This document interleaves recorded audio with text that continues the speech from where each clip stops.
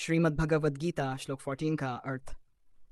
जब किसी कुल परिवार का विनाश हो जाता है तब उस कुल के सनातन धर्म, परंपराएं और मूल्य भी नष्ट हो जाते हैं। कुल धर्म ही वह आधार होता है जो परिवार को एकता, मर्यादा और सही आचरण से जोड़कर रखता है।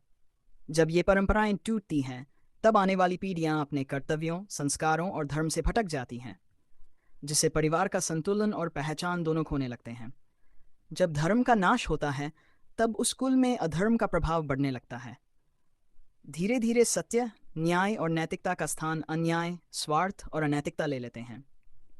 इसका असर केवल एक परिवार तक सीमित नहीं रहता, बल्कि पूरे समाज पर पड़ता है, जिससे अशांति और अव्यवस्था फैलती है और अंततः समाज का नैतिक पतन होने लगता है। हे कृष्ण, जब समाज में अधर्म बढ़ जाता है तब कुल परिवार की स्त्रियां अपने धर्म और मर्यादा से भटक जाती हैं। उनके आचरण में शुद्धता और संस्कारों की कमी आने लगती है, जिससे परिवार की परंपराएं कमजोर होने लगती हैं। अर्थ दूसरा वृष्णिवंशी।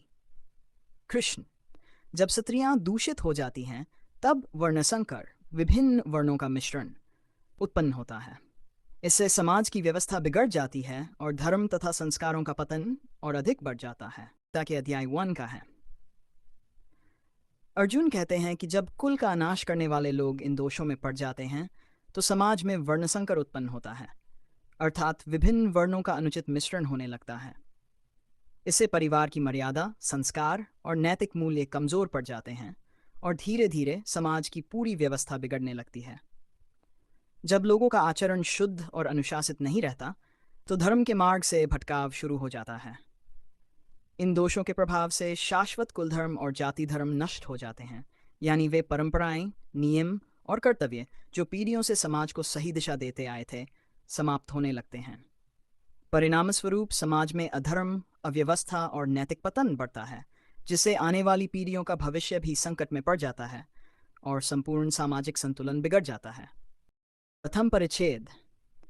इस श्लोक में अर्जुन भगवान श्री कृष्ण से कहते हैं कि हे जनार्दन, जिन मनुष्यों के कुलवार के धर्म नष्ट हो जाते हैं उनका जीवन अधर्म की ओर चला जाता है। जब परिवार की परंपराएं, संस्कार और धार्मिक आचरण समाप्त हो जाते हैं तब समाज में नैतिकता भी धीरे धीरे खत्म होने लगती है। ऐसे लोग अपने कर्तव्यों से भटक जाते हैं और उनका जीवन पाप में हो जाता है। द्वितीय परिच्छेद। अर्जुन आगे कहते हैं कि हमने ये सुना है कि जिनका कुल धर्म नष्ट हो जाता है उन मनुष्यों को निश्चित रूप से नरक में स्थान मिलता है और वे लंबे समय तक दुख भोगते हैं। अर्थात कुलधर्म का नाश केवल वर्तमान जीवन को ही नहीं बिगाड़ता, बल्कि मृत्यु के बाद भी उसके गंभीर परिणाम भुगतने पड़ते हैं। इसलिए अर्जुन इस युद्ध को लेकर चिंतित है कि इससे कुलों का विनाश होगा और अनेक लोगों का पतन हो जाएगा। श्रीमद् भगवद गीता के अध्याय 1 अर्जुन विषाद योग का है, जिसमें अर्जुन युद्ध से पहले अपने मन की दुविधा व्यक्त करते हैं। अर्थ 2 परिच्छेद में। पहले भाग में अर्जुन कहते हैं कि हाय, हम कितने बड़े पाप को करने के लिए तैयार हो गए हैं। उन्हें यह महसूस हो रहा है कि वे जो करने जा रहे हैं वह केवल एक युद्ध नहीं, बल्कि एक भीड़ धर्म है। उनके मन में गहरा पश्चाताप और भ्रम है, क्योंकि अपने ही लोगों के विरुद्ध खड़े होना उन्हें गलत लग रहा है। दूसरे भाग में वे कहते हैं कि हम राज्य और सुख के लोभ में अपने ही स्वजनों को मारने के लिए तैयार हो गए हैं।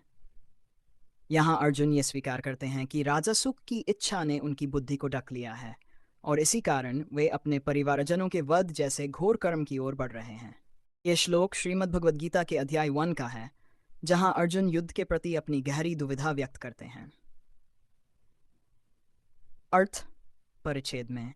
पहले भाग में अर्जुन कहते हैं कि यदि मैं बिना प्रतिकार किए, बिना शस्त्र उठाए युद्ध भूमि में खड़ा रहूं और धृतराष्ट्र के पुत्र मुझे शस्त्र लेकर मार दें तो भी मैं उनका विरोध नहीं करूंगा। यहाँ वे अपने भीतर के करुण भाव और अहिंसा की प्रवृत्ति को व्यक्त कर रहे हैं। दूसरे भाग में वे कहते हैं कि ऐसा मर जाना ही मेरे लिए अधिक कल्याणकारी होगा। अर्थात अर्जुन को लगता है कि अपने ही स्वजनों को मारने से अच्छा है कि वे स्वयं बिना लड़े ही मारे जाएं, क्योंकि इससे वे पाप से बच जाएंगे और उनके मन को शांति मिलेगी। ये श्लोक श्रीमद् भगवद गीता के अध्याय 1 का अंतिम श्लोक है, जिसमें अर्जुन की मानसिक स्थिति का वर्णन है। अर्थ परिच्छेद में।